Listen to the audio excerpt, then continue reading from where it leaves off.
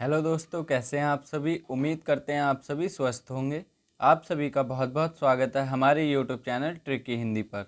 दोस्तों, आज की ये वीडियो बहुत महत्वपूर्ण होने वाली है। इस वीडियो में हम बात करने वाले हैं संज्ञा के प्रश्नों के बारे में। संज्ञा की थ्योरी क्लासेस कंप्लीट हो चुकी हैं, तो अगर आपने उन वीडियोज़ को नहीं देखा है तो चैनल की प्लेलिस्ट में आप जाकर देख सकते हैं। और आपके चैनल पर सीटेट की भी क्लासेस शुरू हो चुकी हैं, सीडीपी की। तो आपसे आशा करते हैं कि आप सभी उन वीडियोस पे अपना बहुत ज़्यादा प्यार दिखाएंगे। चलिए आज की इस वीडियो को शुरू करते हैं और बात करते हैं पहले प्रश्न के बारे में। पहला प्रश्न हमसे पूछा गया है, क्रियार्थक संज्ञा सदा किस रूप में रहती है। पहला ऑप्शन हमें दिया गया है बहुवचन पुल्लिंग, दूसरा ऑप्शन हमें दिया गया है एक वचन पुल्लिंग, तीसरा ऑप्शन हमें दिया गया है बहुवचन स्त्रीलिंग और चौथा ऑप्शन हमें दिया गया है एक वचन स्त्रीलिंग। तो हमें ये बताना है कि क्रियार्थक संज्ञा सदा किस रूप में रहती है या फिर क्रियार्थक संज्ञा का प्रयोग किस रूप में किया जाता है। बात करते हैं पहले प्रश्न के सही उत्तर की। पहले प्रश्न का सही उत्तर होगा ऑप्शन नंबर बी, एक वचन पुल्लिंग। क्रियार्थक संज्ञा सदैव एक वचन पुल्लिंग में प्रयोग होती है। इसके बाद बात करते हैं दूसरे प्रश्न की। दूसरा प्रश्न हमसे पूछा गया है, गाय कौन सी संज्ञा है। अर्थात जो गाय शब्द है उसमें कौन सी संज्ञा है, हमें ये बताना है। पहला ऑप्शन हमें दिया गया है व्यक्तिवाचक संज्ञा, दूसरा ऑप्शन हमें दिया गया है जातिवाचक संज्ञा, तीसरा ऑप्शन हमें दिया गया है भाववाचक संज्ञा और चौथा ऑप्शन हमें दिया गया है द्रव्यवाचक संज्ञा। तो गाय शब्द में कौन सी संज्ञा है, अर्थात गाय शब्द कौन सी संज्ञा के अंतर्गत आएगा, हमें यही बताना है। तो दूसरे प्रश्न के सही उत्तर की बात करें, दूसरे प्रश्न का सही उत्तर होगा ऑप्शन नंबर बी, जातिवाचक संज्ञा। गाय शब्द सभी गायों की जाति के बारे में बता रहा है कि गाय शब्द एक जाति का बोध करा रहा है और एक विशेष रूप में अगर किसी गाय का नाम होता या उसकी पूर्णतया एक विशेष व्यक्ति की बात करता तो वो व्यक्तिवाचक संज्ञा के अंतर्गत आता। इसके बाद बात करते हैं तीसरे प्रश्न के बारे में। तीसरा प्रश्न हमसे पूछा गया है, जब एक प्रकार की वस्तुओं अथवा व्यक्तियों का बोध हो उसे कौन सी संज्ञा कहते हैं। पहला ऑप्शन हमें दिया गया है व्यक्तिवाचक संज्ञा, दूसरा ऑप्शन हमें दिया गया है जातिवाचक संज्ञा, तीसरा ऑप्शन हमें दिया गया है भाववाचक संज्ञा और चौथा ऑप्शन है द्रव्यवाचक संज्ञा। तो जहाँ पर एक प्रकार की वस्तुओं और व्यक्तियों का बोध हो उसे कौन सी संज्ञा कहते हैं, हमें ये बताना है। तो तीसरे प्रश्न की हम सही उत्तर की बात करेंगे। तीसरे प्रश्न का सही उत्तर होगा ऑप्शन नंबर बी, जातिवाचक संज्ञा।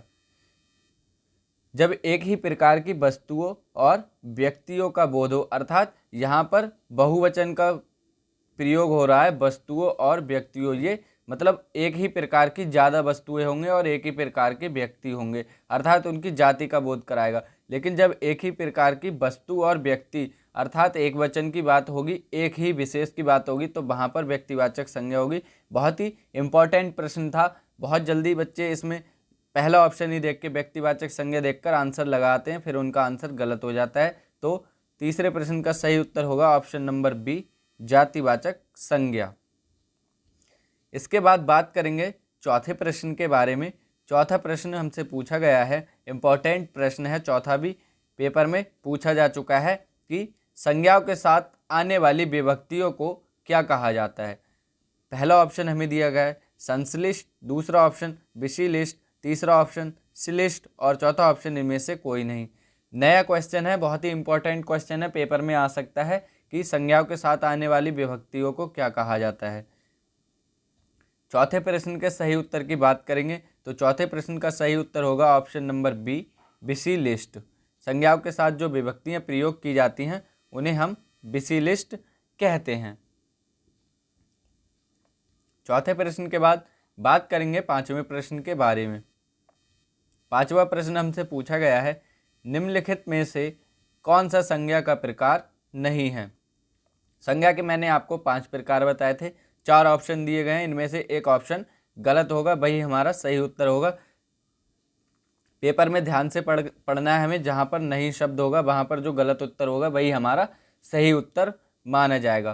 तो पहला ऑप्शन हमें दिया गया है व्यक्तिवाचक संज्ञा, दूसरा ऑप्शन हमें दिया गया है भाववाचक संज्ञा, तीसरा ऑप्शन हमें दिया गया है जातिवाचक संज्ञा और चौथा ऑप्शन हमें दिया गया है देशवाचक संज्ञा।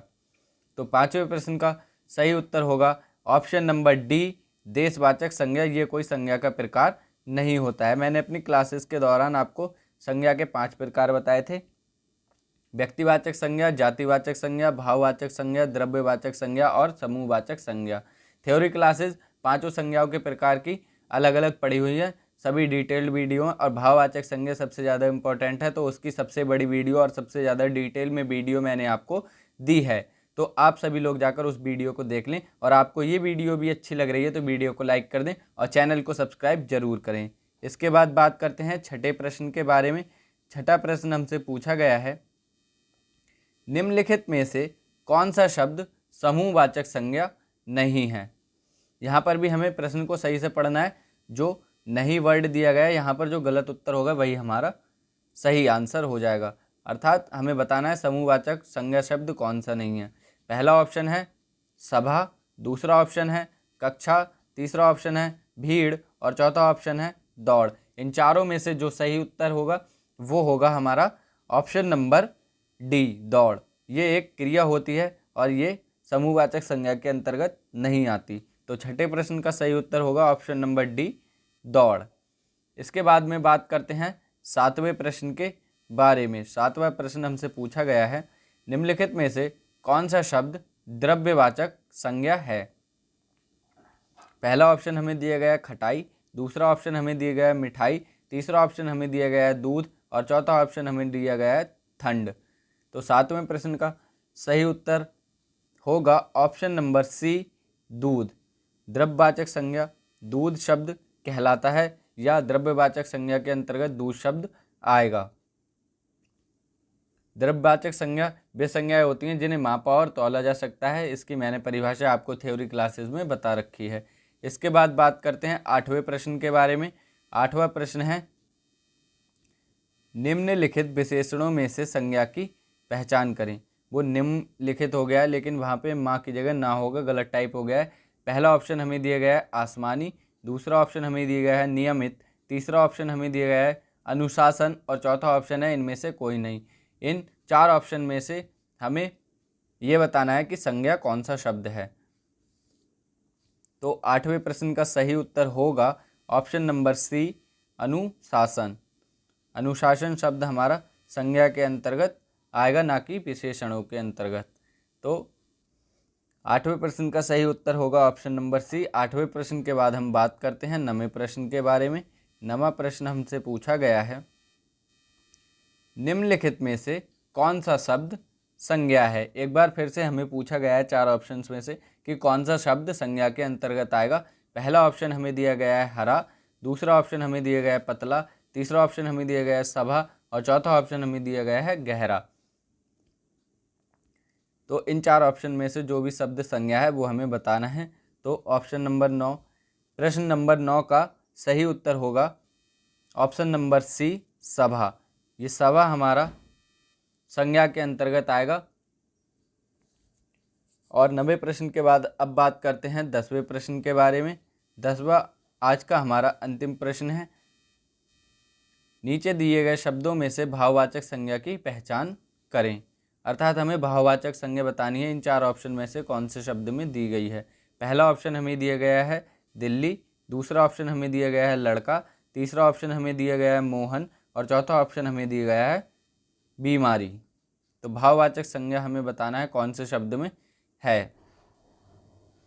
10वें प्रश्न के सही उत्तर की बात करेंगे। 10वें प्रश्न का सही उत्तर होगा ऑप्शन नंबर डी, बीमारी। तो ये बीमारी शब्द जो हमारा होगा वो होगा भाववाचक संज्ञा के अंतर्गत। तो ये थे हमारे आज के 10 प्रश्न। उम्मीद करता हूँ आपको वीडियो अच्छी लगी होगी। Thank you for watching the video. Channel को सब्सक्राइब करना ना भूलें, अपने सभी दोस्तों में शेयर कर दें। सीटेट की भी पेडागोजी की क्लासेस आपको इस चैनल पे अब बहुत जल्दी मिलने वाली हैं। सीडीपी की क्लासेस आपकी शुरू हो चुकी हैं और बहुत जल्द आपको हिंदी की भी क्लासेस पेडागोजी की मिलने वाली हैं। आपको सीटेट की भी तैयारी कराई जाएगी इसी चैनल पर। यूपी टेट के साथ साथ आपको अब सीटेट की भी तैयारी बिल्कुल फ्री में कराई जाएगी। तो एक बार फिर से कहूँगा, चैनल को सब्सक्राइब कर लें, वीडियो को लाइक कर दें और अपने सभी दोस्तों में शेयर कर दें। Thank you. मिलूंगा अगली वीडियो में। जय हिंद, वंदे मातरम।